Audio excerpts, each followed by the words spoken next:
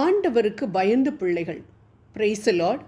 எல்லா காரியங்களிலும் ஆண்டவருக்கு முன்னுரிமை கொடுக்கும் பிள்ளைகளை ஆண்டவரும் மத்தேயு 6:33 சொல்லியுள்ளபடி முன்னுரிமை கொடுத்து அனைத்திலும் மேன்மையாக வைப்பார் என்பது விவிலிய உண்மை.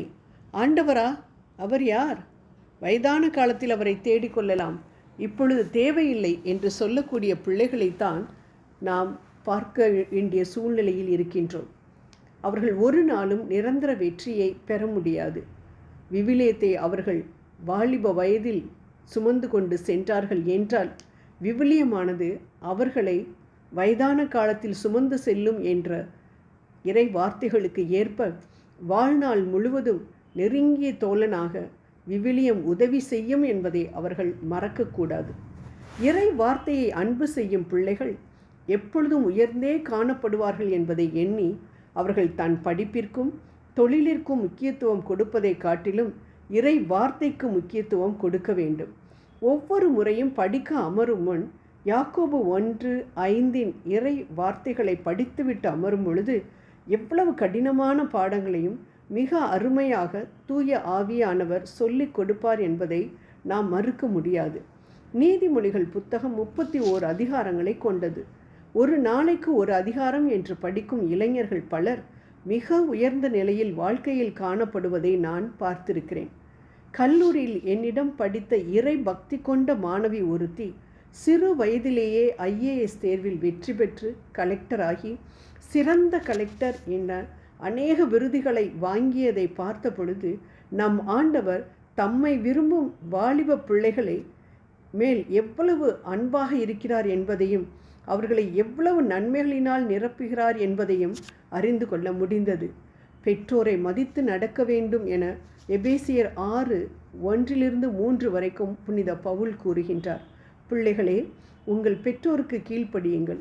ஆண்டவரின் அடியாருக்கு இதுவே ஏற்புடையது. உன் தந்தையையும் உன் தாயையும் மதித்து நட என்ற வாக்குறுதியை உள்ளடக்கிய முதலாவது கட்டளை. இதனால் நீ நலம் பெறுவாய், மண்ணுலகில் நீடூழி வாழ்வாய் என்பதே அவ்வாக்குறுதி என புனித பவுல் கூறுவதை நாம் பார்க்கிறோம். நல்ல ஆசிகளோடு நாம் வாழ வேண்டும் என்றால் தாய் தகப்பனை மதித்து நடக்க வேண்டும் என விவிலியம் தெள்ள தெளிவாக கூறுகின்றது. ஆண்டவர் மேல் மிகுதியான பயம் இருக்க வேண்டும். இளையோரே, இளமை பருவ மகிழ்ச்சியோடு இருப்பதற்கே இளமையின் நாட்களில் உள்ளம் களிப்புடன் இருங்கள். மனம் விரும்புவதை செய்யுங்கள். கண்களின் நாட்டத்தை நிறைவேற்றுங்கள். ஆனால் நீங்கள் செய்கிற ஒவ்வொரு செயலுக்கும் உரிய தீர்ப்பை கடவுள் வழங்குவார் என்பதை மறவாதீர்கள் என்று சபை உரையாளர் 11ஆம் அதிகாரம் 9ஆம் வசனத்தில் நாம் பார்க்கின்றோம். சந்தோஷத்தை கொடுக்கும் என்று நினைத்து நான் செய்யும் இந்த காரியத்தினால் என் ஆண்டவர் மகிழ்வாரா என்பதை மட்டும் இளைஞர்கள் ஆராய்ந்தார்கள் என்றால் எந்த தவறான காரியத்தையும் அவர்களால் செய்யவே முடியாது. அன்பானவர்களே, நீதிமொழிகள் 23:19 இவ்வாறு நாம் வாசிக்கின்றோம். பிள்ளாய், ஞானமுள்ளவனாய் இரு, உன் மனதை நன்னெறியில் செலுத்து, குடிகாரரோடே சேராதே, பெரும் தீனியரோடு சேர்ந்து கொண்டு அவர்களைப் போல புலால் உண்ணாதே. குடிகாரரும் பெரும் தீனியரும் முடிவில் ஏழைகள் ஆவர். உண்டு குடித்த மயக்கம் கந்தையை உடுத்தும். ஆம், இவற்றை நேர்மையாக கடைப்பிடிக்கும் பிள்ளைகள் குடிகாரராக மாற முடியுமா? தற்பொழுது நாம் காண்பது என்ன? குடி வெறியினால் தன்னையும் பிறர் சந்தோஷத்தையும் அழித்து கொண்டிருக்கும் இளைஞர்கள்தானே. சிந்திப்போம். இளைஞர்களே, இறை வார்த்தை உங்கள் தொண்டையில் இறங்கும் பொழுது மது என்பது உங்கள் உடலில் ஒரு காலம் புகுந்து உங்கள் சந்தோஷத்தை கெடுக்க முடியாது. மேலும் துன்ப கதறல், துயர கண்ணீர், ஓயாத சண்டை, ஒழியாத புலம்பல், காரணம் தெரியாமல் கிடைத்த புண்கள், கலங்கி சிவந்திருக்கும் கண்கள், பாம்பின் விஷம், தாறுமாறான சொற்கள், தவிர்க்கப்பட மதுவை நினைத்து கூட பார்க்கக்கூடாது என்பது நீதிமொழிகள் 23:29 தெளிவாக தெரிகின்றது.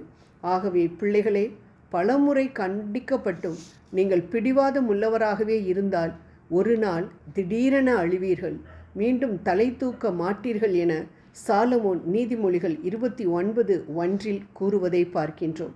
ஆதலால் அருமையான பிள்ளைகளே, பெற்றோருக்கும் பெரியோருக்கும் ஆண்டவருக்கும் கீழ்ப்படியுங்கள், வாழ்வில் உயர்வீர்கள். ஆமேன்.